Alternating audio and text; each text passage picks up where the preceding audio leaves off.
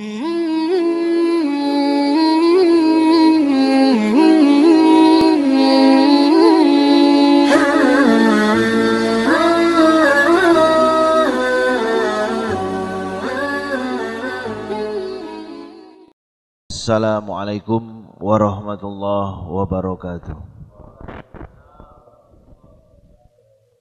Alhamdulillahirabbil alamin, nahmaduhu wa nasta'inuhu wa nastaghfiruh.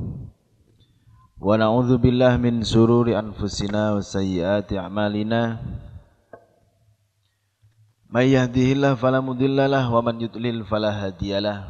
Asyhadu an la ilaha illallah wahdahu la syarikalah wa asyhadu anna Muhammadan abduhu wa rasuluh la nabiyya ba'dah. Allahumma shalli ala Muhammadin wa ala alihi wa ashabihi ajma'in. Amma ba'du. Alhamdulillah kita bisa ketemu lagi di majelis ini dalam keadaan sehat walafiat.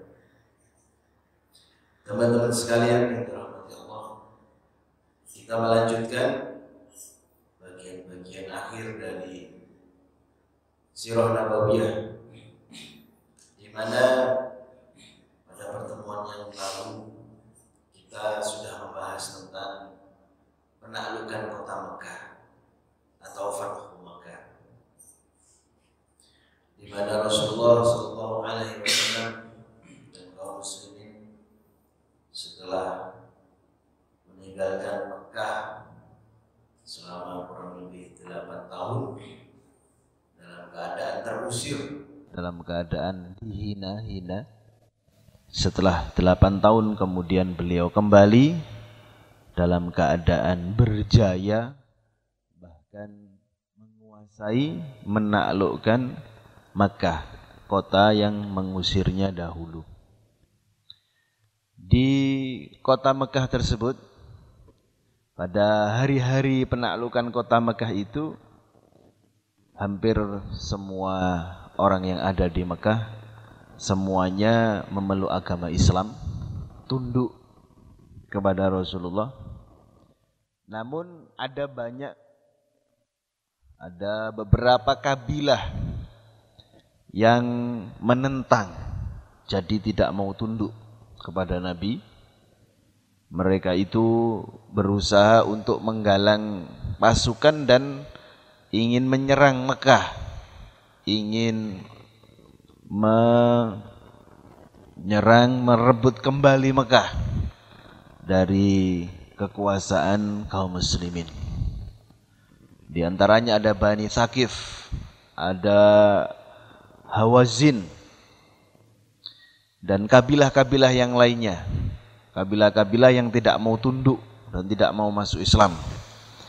Mereka itu bersatu padu untuk menyerang kaum muslimin. Dan kabar itu segera saja didengar oleh Rasulullah sallallahu alaihi wasallam. Namun seperti biasa Rasulullah tidak serta-merta kemudian meyakini kabar tersebut atau beliau langsung percaya begitu saja. Tetapi beliau mengutus utusan untuk mengecek kabar tersebut benar apa tidak. Bani Hawazin, Bani Thaqif dan kabilah-kabilah yang lainnya itu memang benar apa tidak mau menyerang kaum muslimin yang ada di Mekah.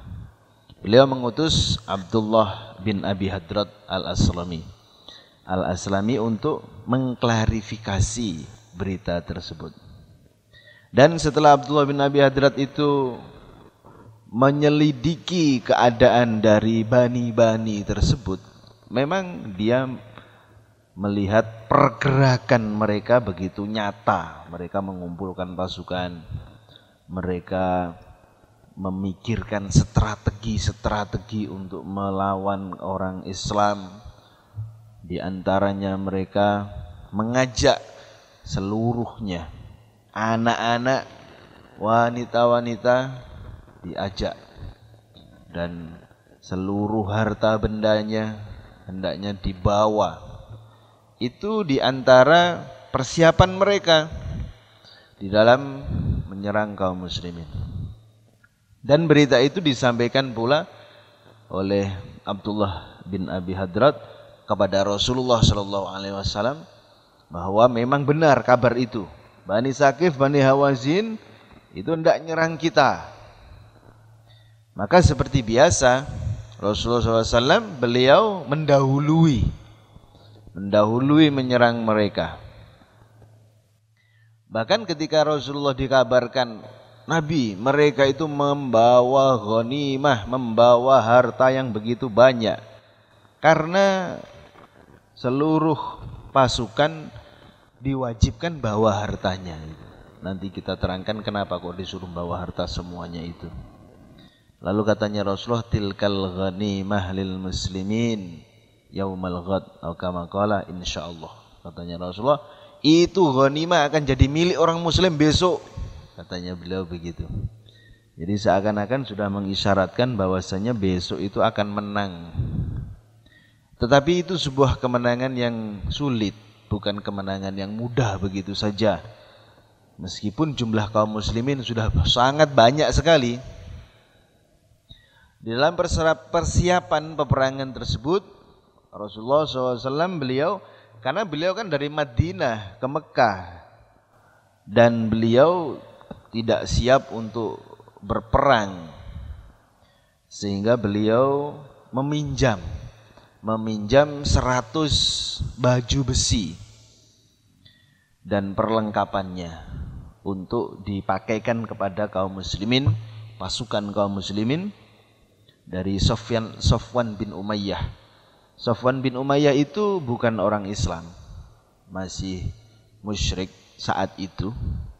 Dan nanti ketika waktunya mengembalikan selesai peperangan kepada Safwan bin Umayyah, ternyata banyak baju-baju besi tersebut yang rusak karena habis dipakai perang dan hendak diganti oleh Rasulullah, tetapi tidak mau Safwan, bahkan masuk Islam dia masuk Islam dan sudah tidak usah perlu diganti karena memang sudah dia ikhlaskan hal tersebut.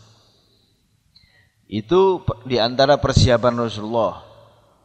Beliau juga meminjam 30 ekor unta dan juga 30 baju besi lagi selain dari Safwan, dari Ya'la bin Umayyah. Jadi 130 baju besi, baju perang. Di mana pada zaman dulu ya begitulah persenjataannya, dengan baju besi. Tidak ada rompi anti peluru, itu tidak ada. Ya baju besi. Dan itu berat banget.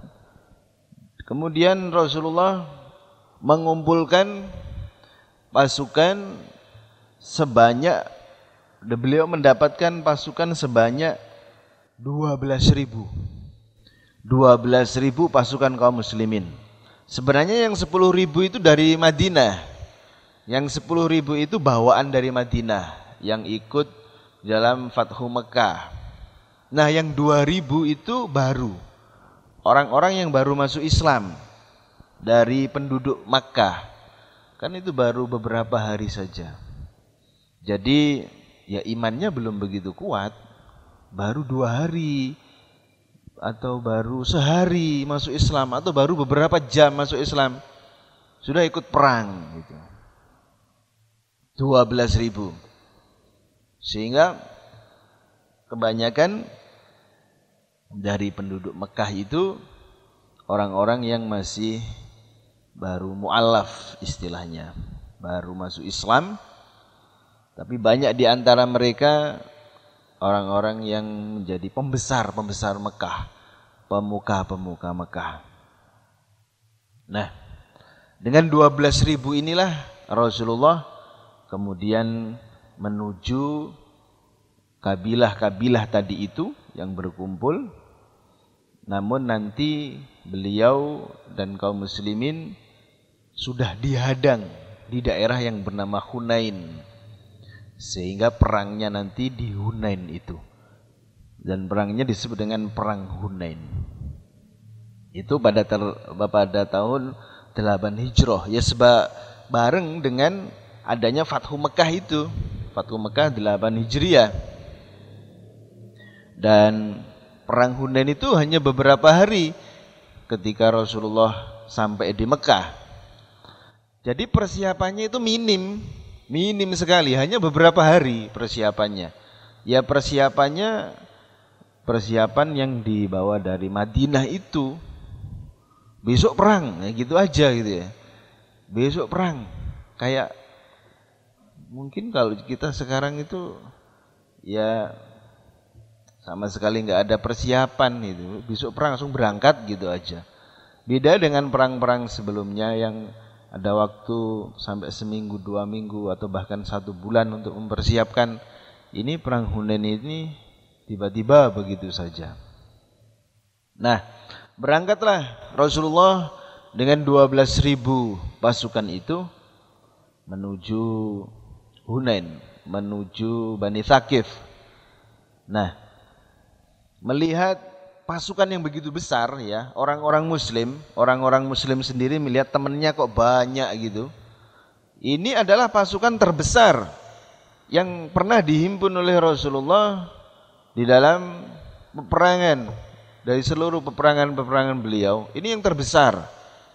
Kita kan sudah mengkisahkan bagaimana perang Badar, perang Uhud, perang Khandaq. Perang Khandaq cuma 3.000. Dan perang-perang yang lainnya hanya beberapa ribu. Tapi ini perang Hunain 12.000. Berkali-kali lipat. Sehingga ngerasa orang muslim, wah jumlah kita itu banyak sekarang. Kemudian ada perasaan-perasaan, wah kita itu gak akan kalah ini dengan jumlah segini. Ini 12.000 itu banyak sekali. Gitu. Sehingga hal tersebut ternyata kemenangan kaum muslimin itu bukan karena jumlah, bukan karena banyak-banyakannya itu. Mereka ngomong, wah kita nggak akan kalah ini dengan jumlah pasukan segini, nggak akan kekurangan pasukan kita. Karena mereka melihat, mengingat-ingat perang-perang sebelumnya itu kan kekurangan pasukan gitu. Cuman 3.000 lawan 30.000 gitu. Nggak sebanding. 300 lawan 1.500 tidak sebanding. Nah ini sudah kaum muslimin 12.000. Nah di dalam Al-Quran disebutkan oleh Allah Subhanahu Wa Taala dengan perasaan agak sedikit kesombongan banyaknya teman itu tadi. Itu disebutkan oleh Allah dalam surat At-Taubah ayat 25. Laqad nasarakumullah fi mawatin katsirah. Betul-betul Allah telah menolong kalian dalam banyak kesempatan. Allah telah menolong kalian dalam banyak kesempatan. Wa yauma Hunain, termasuk di dalam hari Hunain. Karena nanti kaum muslimin sempat kesulitan di awal. Sempat dalam keadaan kritis kayak hampir-hampir kalah. Sama seperti ketika di dalam perang Uhud yang keadaannya sudah terdesak betul, sudah hampir kalah. Ternyata jumlah yang 12.000 tadi itu nggak tahu kemana gitu, kocar kacir. Ketika disergap musuh itu jumlah 12.000 tadi itu kocar kacir saja. Dan hanya tinggal 80 saja yang kuat itu. Bayangin 12.000 yang benar-benar tetap sama Rasulullah itu hanya 80.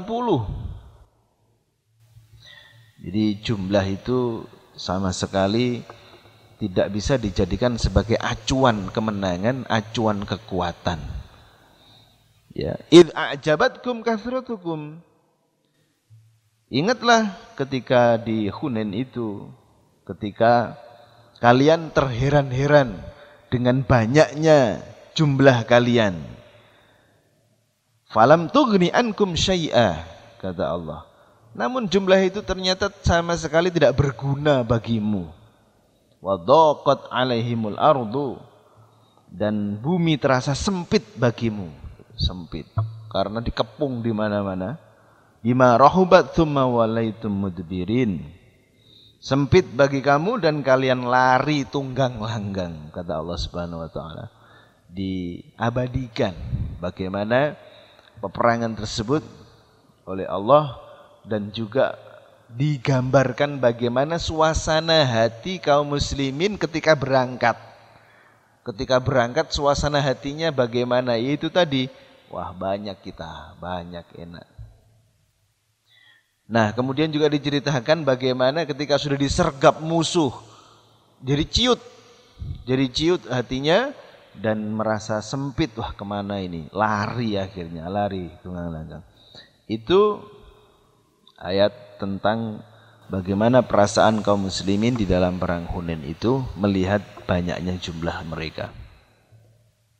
Kemudian Rasulullah SAW beliau sadar dengan keadaan itu, sadar dengan kondisi kejiwaan kaum muslimin yang merasa banyak jumlahnya, namun beliau juga sadar bahwasanya hal itu sebenarnya sama sekali tidak ada manfaat dari banyaknya jumlah itu. Maka beliau malam itu beliau bermunajat terus kepada Allah, berdoa, banyak berdoa. Allahumma bika uhawil, ya Allah, denganmulah aku, dengan kekuatanmu aku akan berjuang, wabika usawil, dan dengan kekuasaanmu lah aku akan melawan, wabika uqatil, dan dengan pertolonganmu lah aku akan berperang, ya Allah. Itu di antara doanya. Dan doa beliau itu banyak sekali, panjang. Sampai-sampai sahabat itu, wahai Rasulullah, engkau kok berdoa banyak sekali. Saya belum pernah melihat engkau berdoa sepanjang ini gitu. Lalu katanya Rasulullah, beliau mengatakan dulu itu ada nabi yang umatnya itu merasa kagum dengan banyaknya jumlahnya. Umatnya itu merasa kuat dengan banyaknya jumlahnya. Lalu katanya Nabi itu tentang umatnya, wah tidak ada seorang pun yang dapat mengalahkan umatku ini. Jadi Nabi itu berbangga dengan banyaknya umat dan merasa tidak ada yang bisa mengalahkan ketika itu mau perang gitu. Ini katanya Nabi tentang Nabi, salah satu Nabi yang ada sebelum Nabi Muhammad. Tapi ternyata katanya Allah Subhanahu wa taala kepada Nabi tersebut mewahyukan bahwasanya kebaikan umatmu itu terletak pada 3 hal, pada satu di antara 3 hal itu. Silahkan milih kebaikan umatmu itu. Jadi bukan pada banyaknya. Kebaikan umatmu itu yang pertama, umatmu itu nanti akan kalah dan kemudian akan dikuasai oleh musuh, kemudian dibantai. Jadi kematian itu baik bagi mereka, nanti mereka akan masuk surga tapi mati. Atau yang kedua, milih yang kedua, mereka dijadikan kelaparan, dijadikan kesulitan makan sehingga pada mati semuanya. Yang ketiga, diutus kematian kepada mereka. Lalu katanya Rasulullah, Nabi tersebut kemudian bermusyawarah dengan umatnya mau pilih yang mana. Ditawan, intinya semuanya mati. Ditawan musuh atau dijadikan kelaparan atau didatangkan kematian oleh Allah. Mereka mengatakan kalau yang ditangkap musuh kita tidak mampu, berat, terlalu berat. Kalau kelaparan juga kita tidak bisa menghadapinya. Ya sudah, kita milih yang mati saja. Lalu kata Nabi, akhirnya Allah mendatangkan kematian kepada mereka sehingga 70.000 di antara mereka meninggal dunia dalam waktu 3 hari. Jadi banyak-banyakan itu bukan pondasi dari sebuah kekuatan. Pondasi dari sebuah kekuatan adalah iman. Iman dan ketakwaan kepada Allah Subhanahu wa taala. Ya, kata Rasulullah, jumlah kaum muslimin Pada akhir zaman nanti akan banyak, tetapi sama sekali mereka itu seperti tidak berguna, kurang berguna, seperti buih di lautan atau sampah banjir. Yushiku an tada'a alaikumul umam kama tada'al akalatu ala qash'atiha. Hampir-hampir umat-umat yang lain itu menjarah kalian sebagaimana mereka menjarah makanan di atas meja itu. Tinggal ngambil-ngambil. Lalu katanya para sahabat, apakah karena saat itu jumlah kaum muslimin sedikit wahai Rasulullah sehingga dijadikan seperti makanan di atas meja oleh musuh-musuh? Bukan, katanya Rasulullah. Bahkan jumlahnya banyak sekali. Walakinnakum hutha'un ka hutha'il sail. Tetapi kalian saat itu banyak, tapi seperti sampah banjir. Sampah banjir itu banyak, tapi nggak manfaat. Isinya barang-barang yang nggak manfaat. Sendal jepit, jebot gitu ya. Baju yang bolong-bolong, ya. Rumput-rumput, gitu aja. Nggak ada manfaatnya, banyak. Itu Rasulullah yang mengatakan. Nah, bagaimana persiapan Bani Thaqif, Bani Hawazin yang dipimpin oleh Malik bin Auf namanya. Malik bin Auf itu mempersiapkan pasukannya dengan sangat detail. Mempersiapkan pasukannya dengan sangat baik. Juga ahli strategi perang. Malik bin Auf itu. Jadi tidak sembarangan. Dan jumlahnya juga ternyata lebih banyak lagi. 2 kali lipat jumlah kaum muslimin. Kalau kaum muslimin 12.000 itu sampai 24.000. Jadi meskipun sebanyak itu kaum muslimin enggak pernah lebih banyak itu. Tidak pernah sampai semua peperangan dari peperangan Rasulullah sampai para sahabat, tabi'in, khalifah dari Bani Umayyah, Bani Abbasiyah, enggak pernah kaum muslimin itu lebih banyak, itu enggak pernah. Pasti lebih sedikit. Jauh lebih sedikit. Nah, di sini meskipun udah 12.000 itu musuh masih 2 kali lipat lebih banyak.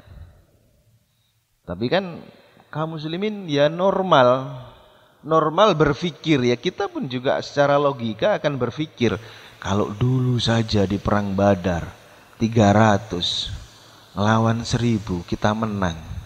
Nah, ini 12.000 ngelawan 24.000. 1 lawan 2. Kita pasti menang begitu. Dalam perang Khandaq juga begitu. Logis, berpikir begitu memang logis. Tapi jangan sampai terlena dengan hal tersebut. Nah, Malik bin Auf ini pimpinan kabilah Hawazin dan sebenarnya dari Bani Thaqif, Malik bin Auf itu, tapi dijadikan sebagai pemimpin di dalam peperangan itu. Dia betul-betul mempersiapkan pasukannya. Dia berpidato di hadapan pasukannya tersebut. Muhammad itu belum pernah menghadapi pertempuran yang sesungguhnya sebelum ini. Hari ini kita beri Muhammad pertempuran yang sesungguhnya. Wah, Muhammad itu belum tahu perang yang sesungguhnya. Sebelum-sebelumnya itu karena musuhnya lemah saja. Hari ini kita tunjukkan pada mereka perang yang sesungguhnya. Itu diantara pidatonya Malik bin Auf. Jadi panglima perang itu memang harus bisa membangkitkan semangat. Harus bisa membangkitkan daya juangnya, itu bisa bangkit begitu. Dengan begitu. Makanya Rasulullah juga begitu. Ketika Rasulullah di dalam hadis tentang bagaimana khutbahnya Rasulullah kan. Rasulullah kalau khutbah kan sampai urat lehernya menegang gitu. Wajahnya memerah. Seperti mengomandoi sebuah pasukan perang gitu katanya yang meriwayatkan hadis itu. Jadi semangat khutbah aja begitu. Berarti ketika ada pasukan perang itu lebih lagi Rasulullah. Jadi khutbahnya Rasulullah itu bukan Assalamualaikum warahmatullahi wabarakatuh. Lemes semua nanti pasukannya. Kayak begitu. Hanya dengan salam saja yang wah gitu, itu semangat. Jiwa itu langsung semangat.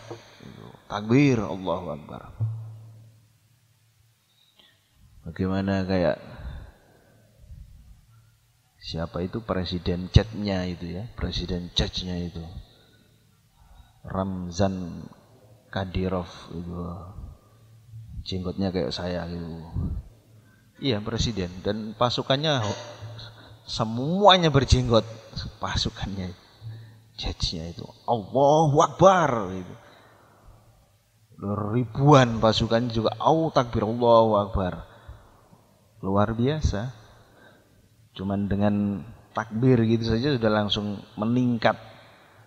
Nah, ini Malik bin Auf itu juga begitu. Membangkitkan semangat pasukan dengan menjatuhkan pasukan lawan gitu. Pasukan lawan itu enggak ada apa-apanya. Pasukan lawan itu ecek-ecek aja, dia belum pernah perang sesungguhnya. Kita ini hari ini perang sesungguhnya. Itu yang pertama, triknya dari Malik bin Auf. Yang kedua, triknya itu Malik bin Auf menyuruh untuk semua pasukan itu mengajak anak dan istrinya. Anak-anak wanita, kaum-kaum wanita, anak-anak diajak plus hartanya dibawa semuanya. Wes pokoknya habis-habisan gitu ya. Jadi kalau orang berperang mikir, ini anak saya di belakang ini, istri saya juga, harta saya juga di belakang. Kalau sampai saya ini kalah, nanti anak saya jadikan tawanan, istri saya jadikan tawanan, harta saya diambil oleh musuh. Maka saya harus habis-habisan, nggak boleh kalah. Itu semuanya. Jadi 24.000 itu bareng campur dengan anak, istri, dan harta bendanya dibawa semuanya. Diperintahkan pokoknya semua yang bisa dibawa, dibawa. Ya binatang ternaknya dibawa. Jadi binatang ternak itu sampai hampir 100.000 binatang ternak. Onta saja ada 24.000. 24.000 itu banyak sekali. Ya, ini mungkin dikumpulin taruh di sini itu enggak cukup. 24.000. Sangat banyak sekali, belum manusianya, ya. Anak-anaknya, wanita-wanitanya. Luar biasa, belum emas-emasnya, perak-perak, perhiasan-perhiasan. Itu suruh bawa oleh Malik bin Auf. Memang menjadi militan mereka. Militan karena bela harta, takut kehilangan harta. Jadi kaum muslimin militan karena bela Allah gitu. Beda memang tujuan perangnya itu beda. Kalau orang kafir mereka melindungi harta. Perang tujuannya supaya hartanya selamat atau mendapatkan harta. Kaum muslimin tidak. Kemudian trik yang ketiga itu diperintahkan oleh Malik bin Auf, sarung-sarung pedang itu dipatahkan. Jadi pedang itu kan ada sarungnya gitu. Jadi kalau udah ditarik, cereng, itu sarung pedang ini harus dihancurkan, dipatahkan supaya pedang ini nggak pernah tersarungkan lagi sampai titik darah penghabisan perang. Gitu. Jadi sudah nggak bisa balik lagi. Ini adalah jalan satu arah. Gitu. Jalan satu arah, nggak bisa muter balik, sembunyi nggak bisa. Menang atau mati, begitu sudah katanya Malik bin Auf. Sehingga mereka betul-betul fokus gitu, fokus di dalam perang itu, fokus mengalahkan kaum muslimin. Mereka betul-betul mempunyai semangat yang luar biasa. Bayangkan, dengan jumlah segitu banyaknya, dengan persiapan yang begitu bagusnya, dengan fokusnya yang begitu luar biasa, itu kalau tidak dengan pertolongan Allah Subhanahu wa taala, pasti kalah itu sudah. Hanya karena Allah lah kemudian kaum muslimin bisa menang. Kemudian ada triknya yang keempat, yaitu dia melakukan perang urat syaraf dengan meletakkan puluhan ribu onta di belakang pasukan. Kan pasukannya itu 24.000 itu kan luas gitu, jauh mata memandang. Nah, di belakang pasukan itu masih ada lagi onta yang jumlahnya puluhan ribu, bisa sampai 50.000. Enggak sampai ya. 24.000 nanti yang diambil ya, setidaknya ada 24.000 onta itu yang disuruh naiki para wanita. Cuman kan dari jauh nggak kelihatan kalau itu yang naik wanita gitu. Nah, dikira oleh kaum muslimin itu pasukan lagi gitu. Jadi dikira pasukannya itu ada sampai 50.000 gitu. Karena di belakang pasukan laki-laki itu ada pasukan lagi gitu. Jadi itu membuat musuh atau kaum muslimin itu merasa bahwasanya yang dihadapi itu lautan manusia, lautan pasukan gitu. Itu triknya Malik bin Auf. Pinter juga dia. Panglima perang memang, dia ahli strategi gitu. Hal-hal semacam itu kalau zaman dulu itu sangat menentukan. Hal-hal semacam itulah yang bisa membuat peperangan itu dimenangkan. Bagaimana kaum muslimin kalah di dalam perang Uhud itu kan sebenarnya kalah strategi oleh Khalid bin Walid yang saat itu menjadi pimpinan kaum musyrik. Kalah strategi kaum muslimin setelah kaum muslimin tidak mengindahkan lagi perintah Rasulullah Shallallahu Alaihi Wasallam. Ya sebenarnya Rasulullah yang lebih pandai strateginya, tetapi karena tidak diindahkan strategi beliau, akhirnya kalah gitu. Itu yang keempat. Ya, dia menempatkan puluhan ribu onta yang dinaiki oleh para wanita supaya dikira itu adalah pasukan kedua yang jumlahnya begitu banyak, sehingga membuat musuh itu menjadi keder gitu. Ada triknya yang kelima, yaitu mendahului medan perang. Malik bin Auf itu menyuruh pasukannya supaya mereka bersembunyi di Hunain. Hunain itu tempatnya lembah yang sempit. Jadi gunung dan gunung gitu ya, lembah ini sempit. Ini batu-batu yang bisa dibuat sembunyi, oleh pasukan. Nah, mereka lebih dulu nyampe Hunain itu, mereka lebih dahulu nyampe lembah itu, sehingga mereka sudah bersembunyi di lembah-lembah itu dengan anak panahnya. Memerintahkan anak buahnya, pasukan yang diperintahkan oleh Malik bin Auf ini supaya menghujani kaum muslimin ketika mereka tiba di lokasi itu dengan anak panah, dipanah dari atas. Ini persiapannya Malik bin Auf. Rasulullah dan kaum muslimin sudah berangkat. Nyampenya di Hunain itu subuh atau sebelum subuh, masih gelap begitu ya, agak remang-remang sedikit suasana subuh itu. Dan ketika sudah sampai di lembah tadi itu, tanpa disangka-sangka oleh mereka diserang sebagaimana perintahnya Malik bin Auf. Dihujani anak panah, kocar kacir, tunggang langgang, enggak karuan seperti anak ayam ditinggal induknya. Kaum muslimin sudah lupa lagi dengan banyaknya pasukan tadi, itu sudah lupa, sudah kocar kacir, sudah tidak peduli lagi dengan Nabi Muhammad, tidak peduli mereka. Pasukan itu begitu, kalau sudah dalam keadaan terjepit, mereka akan menyelamatkan nyawanya masing-masing, hanya sendiri-sendiri, udah nggak peduli dengan pimpinannya. Itu yang terjadi pada kaum muslimin ketika disergap di Hunain. Sehingga mereka tercerai-berai, lari tunggang langgang meninggalkan lembah. Dan saat itu Rasulullah itu sampai hanya ditemani oleh 80 sahabat saja.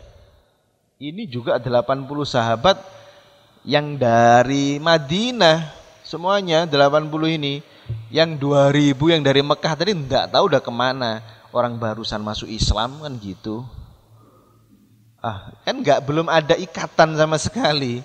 Belum ada rasa keimanan untuk membela Nabi, membela Islam, itu enggak ada. Belum ada, jadi mereka udah lari duluan. Mungkin mereka sudah ada yang nyesel, aduh tahu kayak gini enggak usah ikut gitu ya. Udah gitu. Ternyata Islam tuh kayak gini gitu. Lari, yang penting sekarang nyawa dulu deh gitu. Mereka kan banyak yang belum sholat, belum ini, belum tahu itu dan sebagainya. Tauhid juga masih barusan saja. Jadi Rasulullah itu hanya ditemani 80 orang yang tetap bersatu bersama Rasulullah. Itu. Bahkan Rasulullah berteriak-teriak, ini Rasulullah, putra Abdul Muttalib, Muhammad, aku Muhammad. Dia teriak supaya mereka ngumpul gitu kepada Rasulullah. Enggak didengar, Rasulullah udah lari mereka. Lari. Enggak didengar. Ya karena takut, juga karena suasananya kacau. Kita bayangkan suasananya itu pagi-pagi, gelap. Dan anak panah nyambar-nyambar, membunuh banyak orang. Ya secara logika normal, lari gitu. Nah Rasul dengan para sahabat-sahabat yang sudah berpengalaman dengan banyak perang tadi itu, beliau bisa menguasai keadaan. Ya, awalnya itu beliau teriak-teriak, kumpul di sini, ini aku Rasulullah Muhammad. Itu kebanyakan masih lari aja. Nah itu awalnya juga Rasulullah tidak banyak. Nah, akhirnya ngumpul 80 tadi itu. Dan kemudian Rasulullah menyuruh Abbas bin Abdul Muttalib, pamannya, untuk berteriak. Abbas itu mempunyai suara yang besar dan menggelegar. Abbas bin Abdul Muttalib. Jadi semua sahabat-sahabat itu suaranya yang paling besar, yang paling berwibawa, yang kenceng teriakannya, itu Abbas. Wahai Abbas, teriaklah, panggillah mereka untuk kesini, kaum muslimin, supaya padu. Karena dalam keadaan gitu, itu biasanya ada kabar-kabar Nabi Muhammad telah meninggal dunia, begitu. Itu sudah langsung down, wis. Pimpinan-pimpinan sudah pada mati, itu down. Sehingga Abbas itu disuruh untuk berteriak, aina ashabus samurah, kenceng gitu ya. Itu lembah, jadi suaranya itu bisa menggema gitu. Lembah, agak sempit memang, jadi tapi panjang. Jadi suaranya Abbas itu bisa menggema, bisa didengar oleh semua orang kaum muslimin. Di manakah mereka yang berbaiat di bawah pohon samurah? Ini baiat Aqabah. Di bawah pohon itu, baiatur Ridwan. Ya. Mana orang-orang yang berbaiat? Jadi mereka mendengar itu, orang-orang yang berbaiat, ini berarti aku ini dipanggil ini. Aku dipanggil dan Nabi Muhammad masih hidup, Nabi Muhammad aman. Sehingga mereka mendekati suara itu, mendekati suaranya Abbas. Berkumpul orang-orang yang berbaiat itu, mereka menjawab, ya labbaik, Ya labbaik begitu. Aku di sini menerima panggilanmu gitu. Saling saut-sautan. Akhirnya mulai bangkit persatuannya. Mereka mendekati suaranya Abbas berkumpul. Yang dipanggil Abbas bukan hanya orang-orang yang berbaiat saja. Dipanggil juga ya Asy'arul Ansor. Wahai orang-orang Ansor gitu. Orang-orang Ansor berkumpul ke sini. Orang-orang Ansor, suaranya Abbas ini. Kita dipanggil, orang-orang Ansor berkumpul. Ya, sedikit demi sedikit. Dipanggil satu-satu. Wahai Bani Haris, wahai suku Khazraj, wahai suku-suku, semuanya itu disebutkan satu-satu oleh Abbas bin Abdul Muthalib radhiyallahu anhu. Sehingga kemudian mereka pelan-pelan kekuatan kaum muslimin tersusun kembali. Sebenarnya yang bikin kalah itu kan karena mentalnya saja yang down, awalnya itu gitu. Karena mentalnya saja yang tidak kuat. Maka peperangan itu ditentukan oleh mental. Mental tadi itu. Bukan hanya peperangan ya. Biasanya dalam masalah olahraga pun itu mental itu sangat menentukan. Skillnya sebaik apapun tapi kalau mentalnya itu buruk ya kalah terus. Ya kayak sepak bola gitu itu ya.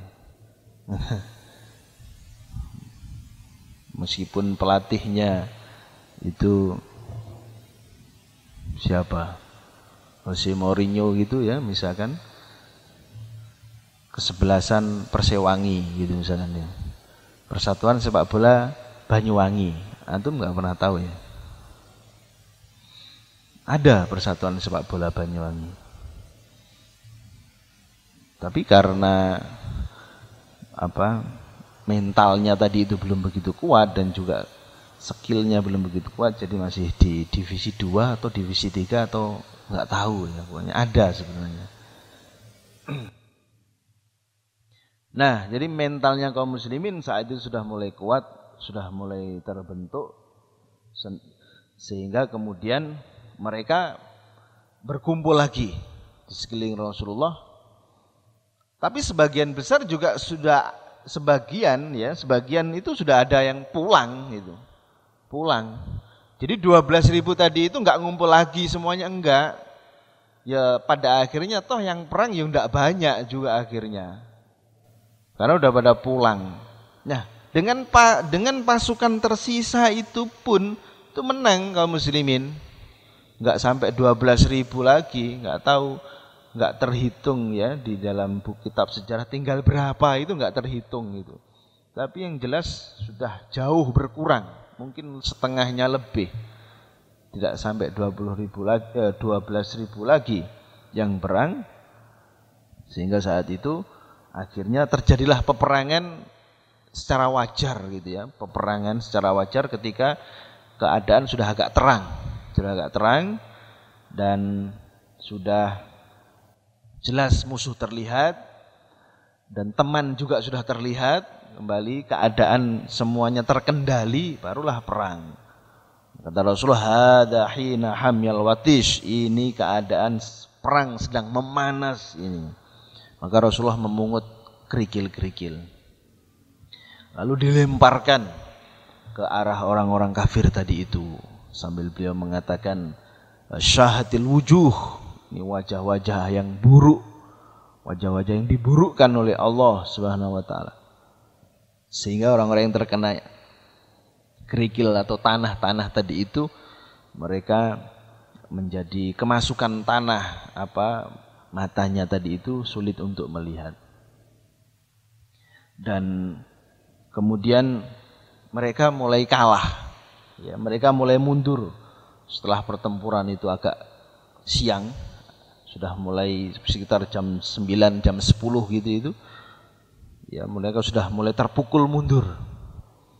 Karena kaum muslimin sangat berpengalaman di dalam masalah peperangan-peperangan gitu itu sejak zaman perang Badar dan seterusnya. Dan kaum Quraisy atau orang-orang bukan kaum Quraisy, orang-orang kafir yang Mekah itu mereka belum banyak perang gitu ya. Inhazimu wa Rabbi Muhammad, hancurkan mereka demi Rabbnya Muhammad, kata Rasulullah SAW. Ada seorang Hawazin dari Bani Hawazin, dari musuh itu, yang mereka bercerita sendiri ya, bercerita tentang keadaan perang itu ketika sudah selesai perang dan sudah masuk Islam itu. Waktu itu ketika hendak menyerang kaum muslimin, katanya mereka dihadang oleh pria-pria berwajah tampan. Maksudnya ini malaikat gitu ya. Pria-pria berwajah tampan katanya dia itu. Sehingga kemudian mereka itu kalah, terpukul mundur. Allah Subhanahu wa taala menolong pasti. Tsumma anzalallahu sakinatahu ala rasulihi wa alal mu'minin. Jadi setelah kekacauan tadi itu, Allah Subhanahu wa taala menurunkan ketenangan kepada Rasulnya dan kepada orang-orang yang beriman. Jadi kalau hati udah tenang itu sudah, tenaga itu muncul dengan sendirinya itu. Kalau hati udah tenang. Di dalam sebuah peperangan juga ada kan itu. Saya lupa perang apa. Saat itu ninggalin istri kan, pasukan itu jauh, beberapa hari, bahkan sampai berhari-hari, berminggu-minggu ninggalin istri. Namanya laki-laki kan ya. Antum kan mesti tahu sendiri gitu. Misalkan istri jauh itu udah berhari-hari, kan bingung ya. Pas butuh istri kan bingung, bagaimana ini? Akhirnya kan nggak fokus. Kalau kita sekarang kerja nggak fokus dan sebagainya. Kalau perang jadi nggak fokus. Akhirnya kemudian oleh Allah Subhanahu wa taala malam itu dibikin mimpi basah semuanya. Pasukan itu dibikin mimpi basah. Jadinya udah kan sudah tersalurkan kan begitu ya. Jadi pikirannya udah hilang kan, gitu-gitu sudah hilang, sudah mimpi basah. Mimpi basah, udah fokus lagi kan gitu. Itu kan berkaitan, waktu itu belum ada syariat untuk tayamum itu. Sehingga pasukan itu pada guling-guling di pasir gitu. Pada guling-guling di pasir. Dikira mandi junub, gantinya mandi junub itu dengan guling-guling di pasir. Tuh. Terus kemudian dikasih tahu oleh Rasulullah kalau mandi junub itu enggak, kalau tayamum pengganti mandi junub itu tidak harus mandi juga, mandi pasir tidak itu. Tapi dengan cara tayamum. Itu kan. Jadi itu cara Allah Subhanahu wa taala menurunkan ketenangan gitu ya, ketenangan dalam jiwa. Itu salah satunya dengan cara begitu. Ya sudah mimpi dan juga hujan. Hujan dihujani oleh Allah Subhanahu wa taala. Kalau udah hujan, tidur nyenyak, nyantai, udah fresh gitu, pagi itu fresh. Perang itu fokus, fresh. Nah, ini juga begitu. Di dalam perang Hunain ini Allah sendiri yang menurunkan rasa tenang kepada hati-hati kaum muslimin. Wa anzala junudan lam tarauha. Dan Allah menurunkan pasukan yang tidak mereka lihat. Wa 'adzabal ladzina kafaru, dan menghukum orang-orang kafir. Wa dzalika jazaa'ul kafirin. Demikianlah balasan bagi orang-orang kafir itu. Akhirnya kalah. Pada intinya akhirnya kaum kafir kalah. Ketika sudah kalah, terpukul mundur, mereka pada lari tunggang langgang gantian. Lari tunggang langgang, ada sebagian yang lari ke daerah Autos namanya. Ribuan ke sana. Nabi juga mengutus sahabat Amir al-Ash'ari, Abu Amir al-Ash'ari dengan pasukan untuk nyerang ke Autos. Kemudian juga ada yang lari ke Taif. Itu Malik bin Auf tadi itu, pimpinannya tadi itu yang lari ke Taif bersama pasukannya, lari ke Taif. Dan lari-lari yang lain-lain, ada yang lari ke kebun kurma gitu, dikejar juga. Mereka sudah kocar kacir. Dan kaum muslimin mendapatkan harta rampasan perang yang paling banyak dari semua perang yang pernah ada itu di perang Hunain ini. Ya karena strateginya Malik bin Auf tadi itu yang menyuruh membawa semua harta benda. Jadinya ketika kalah ya harta bendanya diambil semuanya oleh kaum muslimin. Dan saat itu kaum muslimin mendapatkan 24.000 onta. 24.000 onta. Kemudian 4.000 uqiyah perak. Emasnya tidak disebutkan. Satu uqiyah itu 80 dirham. Ya. Satu dirham itu 100.000 lebih lah pokoknya itu ya.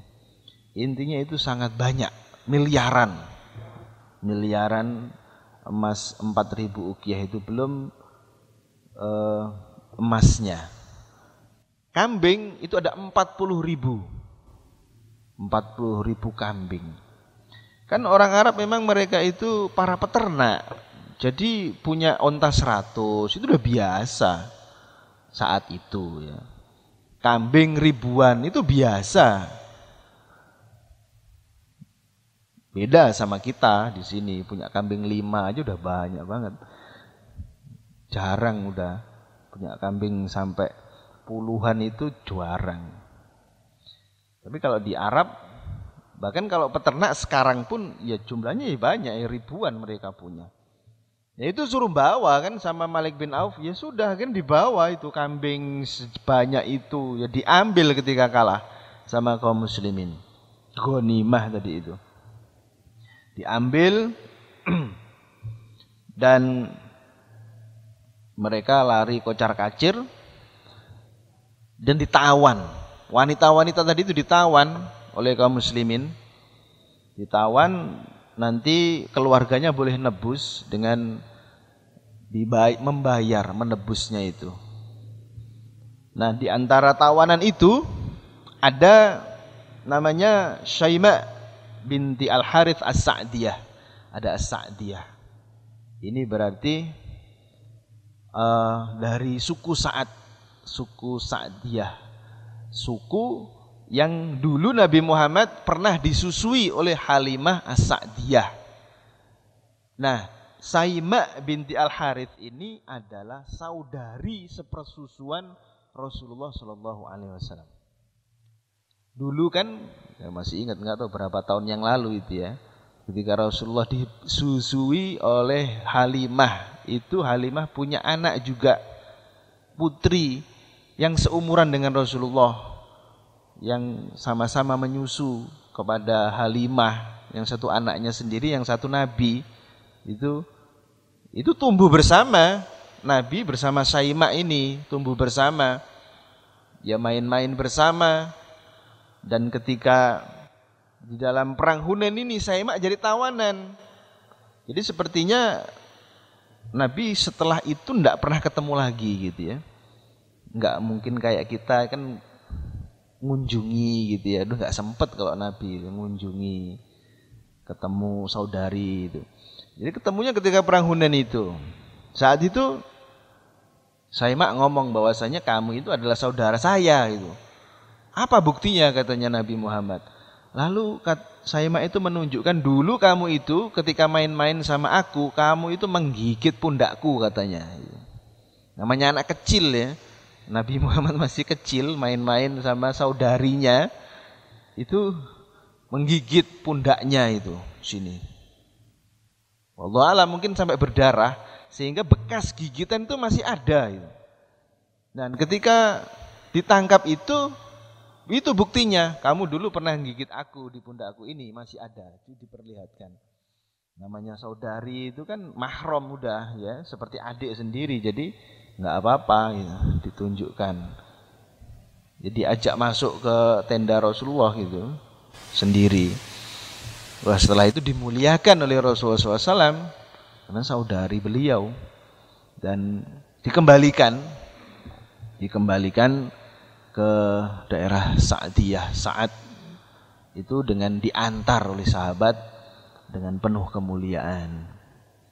Dan juga beliau saat itu dikunjungi juga oleh Halimah As-Sa'diyah. Jadi belum meninggal Halimah As-Sa'diyah itu. Ketika perang Hunain itu masih ada. Begitu juga yang membantu kelahiran Rasulullah Shallallahu Alaihi Wasallam itu juga belum meninggal. Jadi meninggalnya duluan Rasulullah. Sudah tua berarti para wanita-wanita mulia ini. Dimuliakan juga oleh Rasulullah SAW. Namanya ibunya ya, ibunya yang menyusui beliau. Ini kejadian-kejadian yang menyertai di dalam perang Hunain. Nah, kemudian ghanimah yang begitu banyak tadi itu, ketika sudah selesai perang Hunain tidak segera dibagikan oleh Rasulullah, tetapi ditaruh dulu ghanimah itu semuanya di Ji'ronah, di kota namanya Ji'ronah. Kenapa? Karena beliau setelah perang Hunain itu langsung menuju Taif untuk mengejar Malik bin Auf tadi itu yang bersama pasukannya ke Taif. Jadi perang belum selesai. Ini ghanimahnya biar ditaruh dulu di Ji'ronah, nanti kalau udah selesai dari Taif baru dibagi. Jadi ditaruh dulu, terus kemudian pasukan itu menuju Taif untuk membebaskan atau mengepung benteng Taif yang di situ ada Malik bin Auf, ketuanya pasukan di dalam perang Hunain musuh. Nah, di sana nggak bisa langsung masuk, bentengnya itu luar biasa besarnya dan luar biasa kuatnya. Disitulah Rasulullah SAW ngepung selama 18 hari. Lama. Bahkan pasukannya udah besar. Iya, bentengnya juga besar. Taif itu daerah paling hijau di Arab. Sampai sekarang. Paling hijau. Jadi kalau sekarang itu di sana tempatnya villa-villa ya, para pangeran-pangeran itu yang. Kalau kita di sini kayak di puncak gitu ya, di puncak. Tuh. Kalau di Banyuwangi mungkin kayak di Licin gitu ya, yang daerahnya hijau, gunungan itu. Itu Taif. Sehingga masyarakatnya itu banyak kan kebun kurma itu luas. Kebun anggur itu luas di Taif. Dia dikepung sampai 18 hari, mereka enggak keluar-keluar. Di situ Rasulullah SAW menggunakan senjata-senjata yang baru, yang modern kalau bahasa kita. Ada namanya manjanik. Manjanik itu ketapel raksasa. Yang kalau antum melihat di film-film kayak gitu ya, ketapel raksasa yang batunya gede itu bisa merobohkan sebuah benteng atau tembok gitu ya. Tembok itu bisa bolong dengan batu yang besar itu. Ketapel raksasa. Kemudian juga beliau di sana saat itu ada namanya dabbabah. Dabbabah itu seperti rumah kecil ya, tapi terbuat dari kayu. Tapi nanti rumahnya ini jalan gitu ya. Rumah kecil, jadi pasukannya di dalam rumah itu kemudian jalan mendekati benteng untuk melindungi diri dari panah-panah yang di atas itu. Dipanah kan. Jadi panahnya nancep-nancep ke dabbabah itu, ke rumah kecil itu yang di dalam aman gitu.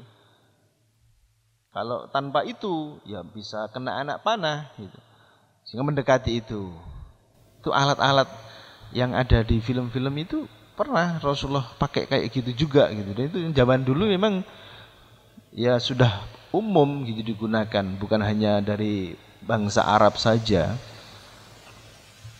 Kemudian juga ada ranjau-ranjau berduri. Jadi ranjau-ranjau berduri itu dari tanaman namanya tanaman sa'dan yang ada duri-durinya mencuat-cuat gitu, sehingga kalau keinjak orang ya bisa parah gitu. Atau kalau kuda atau onta itu nggak berani lewat di situ.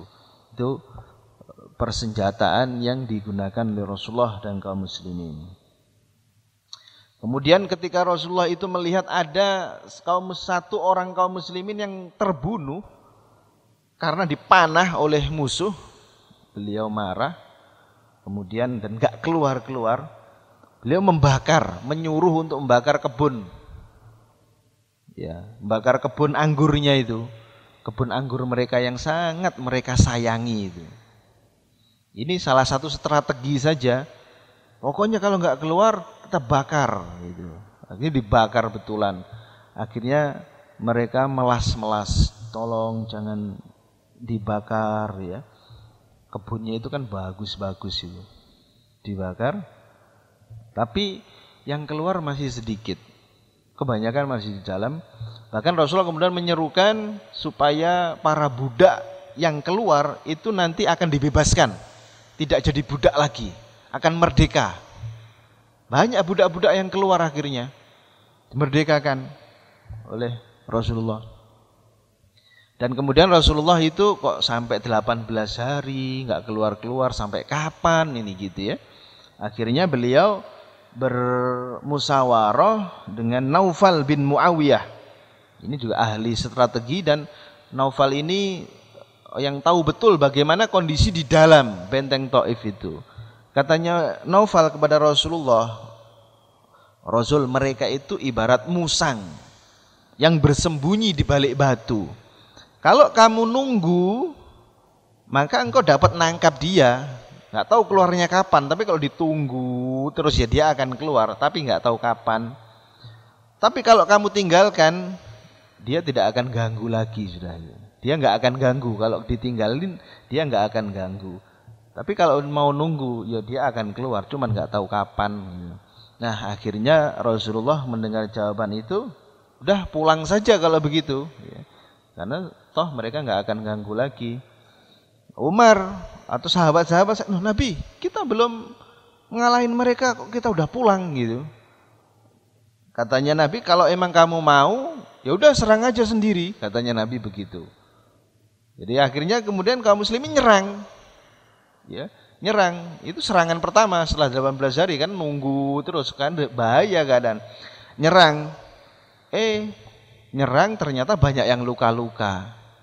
Banyak yang luka-luka dari kaum muslimin. Nyerang karena nggak mau diajak Nabi pulang kan, maunya nyerang. Ya sudah serang aja sendiri kata Nabi. Ketika nyerang mereka banyak luka-luka. Akhirnya ya sudah Nabi, kita pulang aja, katanya begitu. Tahu luka-luka, ya sudah kalau gitu kita pulang saja Nabi gitu. Jadi mendingan pulang saja, nggak ada gunanya nyerang, malah membahayakan diri. Lalu mereka minta Nabi doakan yang jelek kepada suku Sakif, penduduk Taif itu, supaya dicelakakan oleh Allah Subhanahu Wa Taala. Tapi Rasulullah SAW beliau tidak mau mendoakan yang jelek.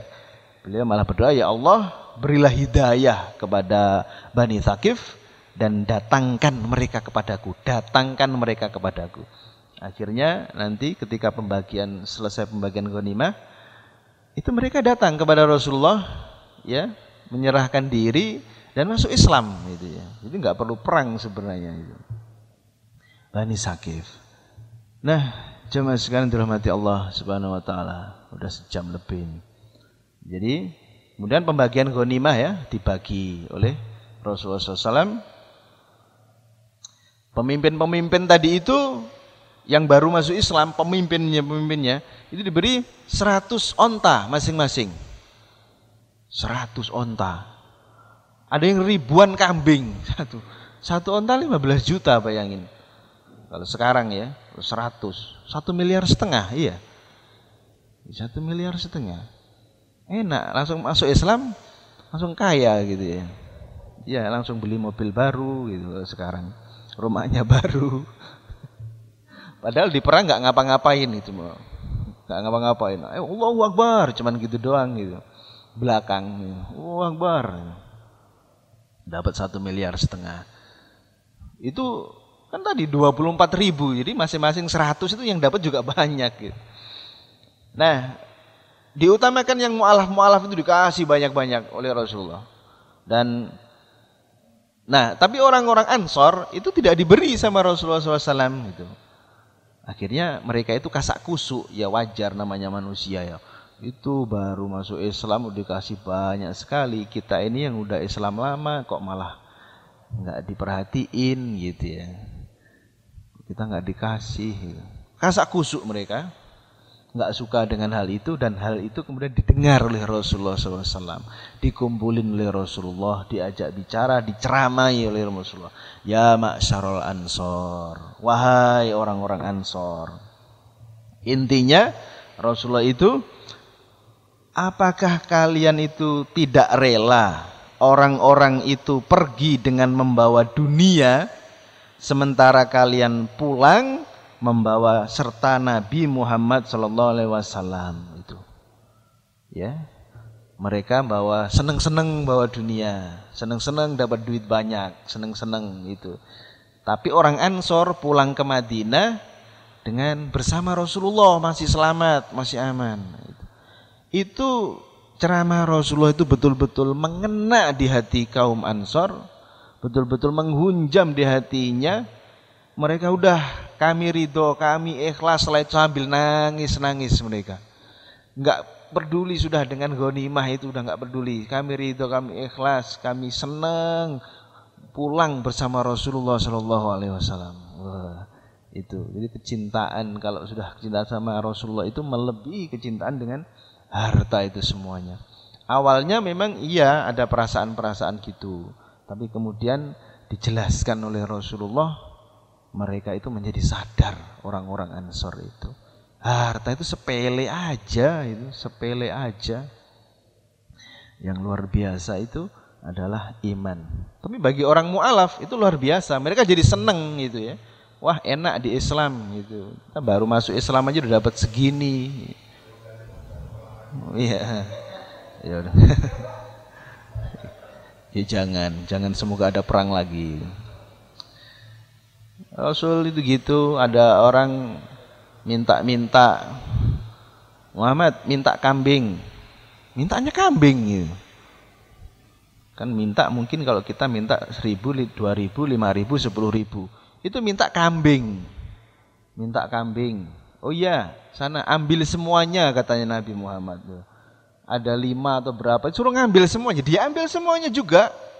Tapi setelah itu orangnya jadi masuk Islam gitu. Orang jadi masuk Islam, terus kemudian ngomong-ngomong kepada kaumnya, wah kamu masuk Islam lah, gitu. Nanti enak di sana dapat banyak, gitu.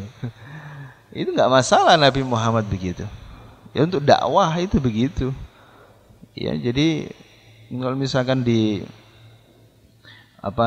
supaya masjid supaya rame, kemudian di masjid itu disediakan makanan yang enak-enak supaya orang senang ke masjid, tidak masalah itu. Untuk mu'alaf, melembutkan hatinya orang-orang itu supaya seneng di situ. Pada awalnya memang begitu, ke masjid karena makanan gitu. Masuk Islam karena harta, enggak masalah. Masuk Islam karena harta enggak masalah. Ke masjid karena makanan enak enggak masalah pada awalnya. Tapi insya Allah nanti jadi akan karena iman, karena agama.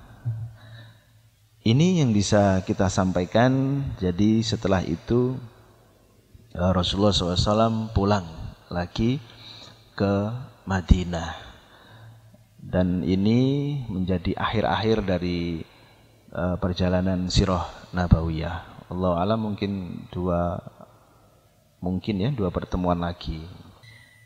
Cukup?